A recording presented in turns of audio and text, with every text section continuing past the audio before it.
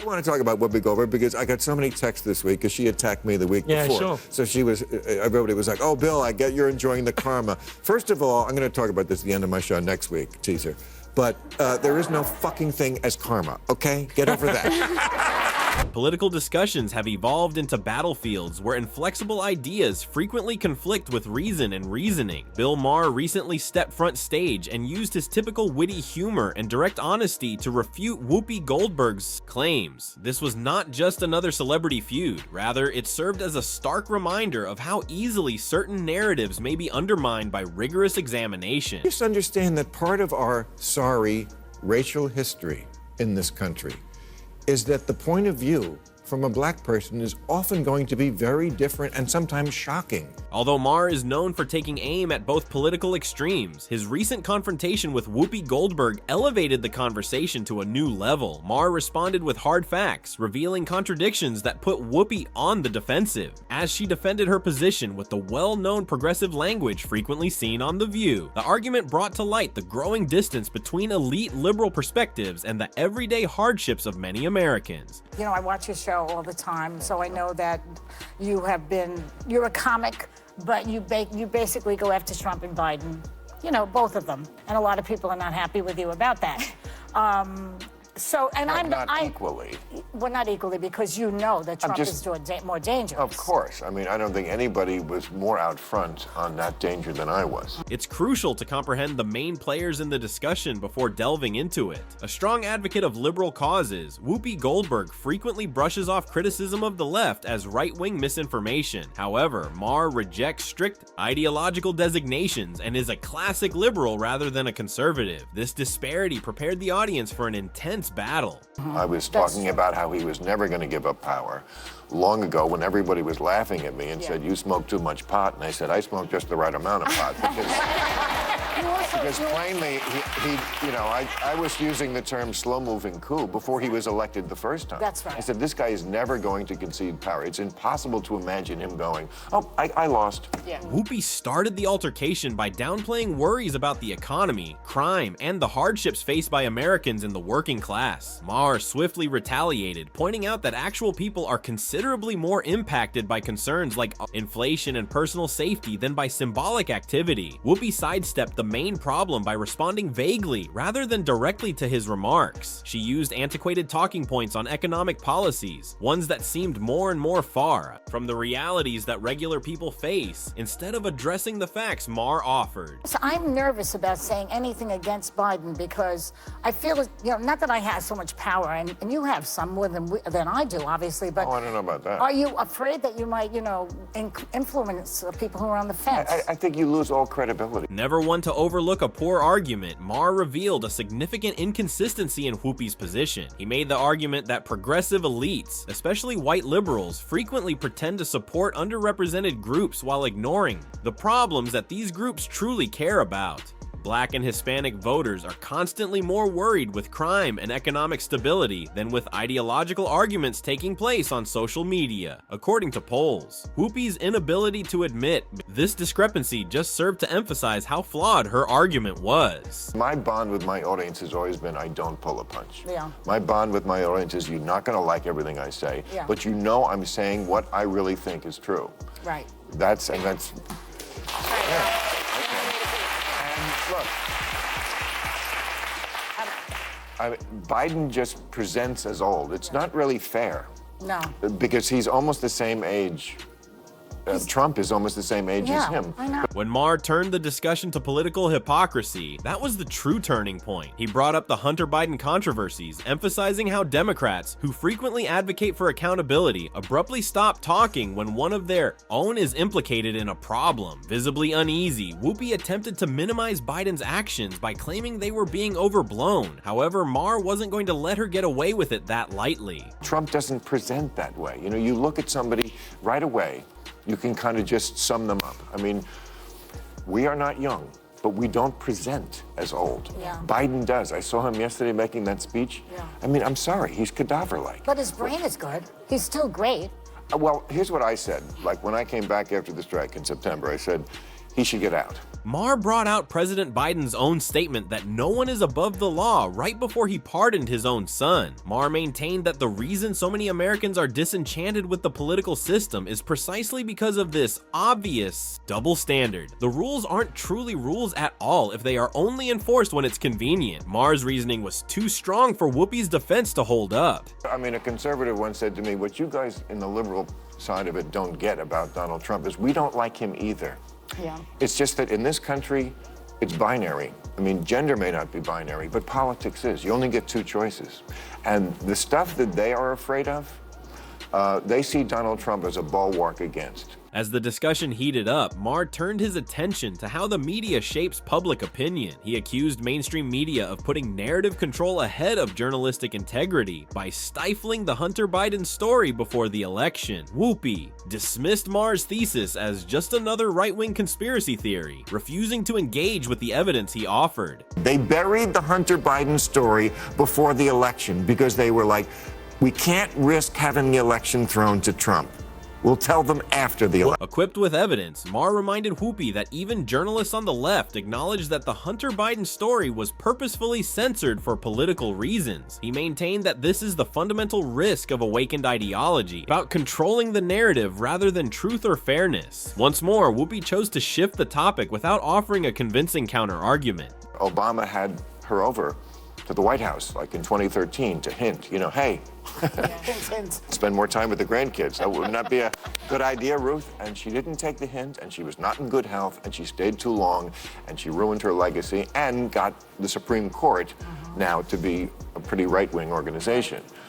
Said Biden shouldn't do that, but, you know, ego, he's Dracula. He has crossed oceans of time to be here, and he's not going to give it up now. The discussion then broadened as Maher attacked the progressive movement for fostering an atmosphere in which challenging their beliefs is viewed as an act of animosity. He drew attention to the fact that working-class Americans, who progressives purport to represent, are not falling for the extremist narratives propagated by the media elites. Instead of accepting this fact, Whoopi persisted in brushing off legitimate worries as right-wing hyperbole. After that, Maher turned his attention to the evolving political scene, describing how the Democratic Party's radical leftward turn has alienated important voter groups including Black and Hispanic Americans. According to polls, compared to white progressives, these groups are typically more patriotic, more supportive of law enforcement, and less tolerant of unchecked illegal immigration. But rather than tackling the actual issues facing many Americans, Democrats continue to pander to elite activists. And that stuff is a lot closer to the home. It's like my kid is coming home from school and they're not allowed to tell me if they're transitioning. The school is going to take the side of the kid over the parent. Stuff like that. There is a lot of crazy stuff on the left. I mean, this book, there's stuff that each side is going to like and probably stuff they're not going to like so much in there. When confronted with Maher's fact-based arguments during the discussion, Whoopi Goldberg found it difficult to defend her ideas. She frequently resorted to evasive talking points, emotive pleas, and plain evasion rather than openly answering his points. Many awakened movement leaders follow this pattern, in which narratives frequently place greater emphasis on ideological commitment than on empirical facts. Maher's questioning of Whoopi about the actual issues facing Black and Hispanic Americans was a turning point. She tried to divert the discussion to irrelevant subjects rather than admitting that these communities place a higher priority on public safety and economic stability than on progressive advocacy. This revealed woke politics' basic flaw, which is its unwillingness to face uncomfortable realities. People like Whoopi frequently change the topic rather than address the argument when their ideological views are contested. You used the term woke, and you said that woke is what was sort of ruining everything, and I know that you're... No, I didn't say ruining everything. I said that's why Trump could get reelected. That's why Trump could get reelected. Yeah. So the term woke has been, in my view, co-opted by the right and weaponized and bastardized. And so I was surprised to hear you use the term because historically, as you know, because I think you're quite brilliant, that woke is a word used by the Black community to note that we must be aware of social injustices. After her arguments were successfully refuted, Whoopi turned to victimization, accusing Maher of distorting her opinions and sullying her. But Maher was only holding up a mirror, and Whoopi didn't like what she saw. He wasn't altering anything. She has no valid answer when confronted with hard facts. Look, I'm not going to defend Donald Trump ever, but I would never say that we should put the swastika on the cap, because I think you can hate Donald Trump. You can't hate everybody who likes him. It's half the country. I don't want to live in that country. I don't want to live in the country where I hate half the country, and I don't hate half the country. How dare you disagree with me? The fact that Maher's criticism wasn't from a conservative made it particularly powerful. He has the authority to criticize the excesses of the progressive movement because he has always been a liberal, although he has become an outsider in some circles due to his refusal to follow ideological purity tests. He has gained the admiration of people who value open discussion and critical thought. That's the answer to the Donald Trump situation is, what's going to get him elected is this woke stuff that a lot of people in this country just don't go for. Well, one thing that I break with is that you can disagree on candidates, but when one talks about literally upending the entire democracy, that's my heart out. Like, there's not an equal comparison. Maher's criticism was so harsh because he didn't even have to raise his voice. One by one, he calmly and precisely destroyed Whoopi's claims, leaving her with no recourse. Whoopi was clearly upset and was only able to provide evasive responses that did little to rebuild her reputation. In the end, this argument represented a larger change in American politics and wasn't just about Whoopi Goldberg. The flaws and that double standards inside the woke movement are starting to be exposed by more people. Once a liberal icon, Maher has turned into one of its harshest critics, not because he changed, but rather because the movement has strayed from its fundamental beliefs. Not a bad thing, and originally that was absolutely a great thing. Alert to injustice, who's not for that? But words do migrate. Now, I'll use any term you want, because maybe that is a word that's triggering, and so let's not use that word. I don't know, want to call it the super far left? But don't tell me the left had... A wider rift within liberals is revealed by this debate with Whoopi Goldberg. Maher is a representative of an older liberal generation that values free expression, reasoned discussion, and an emphasis on real-world problems. Conversely, the woke movement has placed a greater emphasis on social activism, cancel culture, and ideological purity than on really fixing problems. Many traditional liberals now feel cut off from the movement they previously backed because of this change. Maher's criticism highlights how the Democratic Party has shifted so far to the left that it frequently disregards the issues facing regular Americans. For the typical voter, issues like inflation, crime, and education are far more important than arguments about gender pronouns or microaggressions. However, awakened activists still control the conversation and promote a viewpoint that many liberals find unrealistic. Maher is one of the few mainstream voices that isn't scared to criticize the excesses of progressive ideology because of his willingness to point out these conflicts. Talked about that. I mean, I think we agree about the danger of the super far right, and I can't say it enough. I think they're the bigger threat. But don't tell me that the left hasn't changed. I mean, I'm old enough to remember when it was the conservatives who hated the Jews. A significant query concerning the future of political commentary in the US is brought up by Bill Maher's conversation with Whoopi Goldberg. In the increasingly ideologically orientated mainstream media, individuals such as Maher are notable for defying partisan expectations. Conservatives and moderates praise him for his willingness to confront both sides, while progressives who demand steadfast devotion to their cause are irritated. I mean, women have this is a show watched by a lot of women.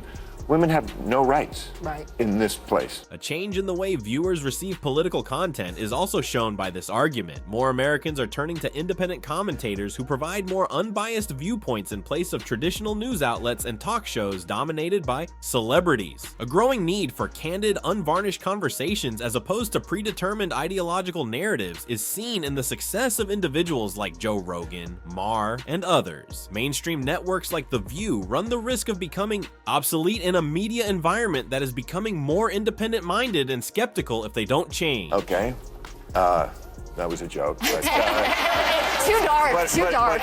Well, maybe it is, but it's true. I mean, if I had any doubt that I was right about the change that's happened in the left, watching people protest. What comes next then? The View and comparable programs run the risk of alienating even more viewers if they keep stepping up their disjointed tales. Real discussions about real concerns are what Americans want now, not lectures from out-of-touch celebrities. Even If it makes him unpopular with ideological purists, Maher has demonstrated that he is prepared to provide that. Could this argument be a game changer? The woke establishment might lose ground more quickly than anticipated if people keep rejecting ideological purity and feigned outrage. Maher's dismantling of Whoopi Goldberg might be the start of a far more extensive reckoning if they don't pay attention.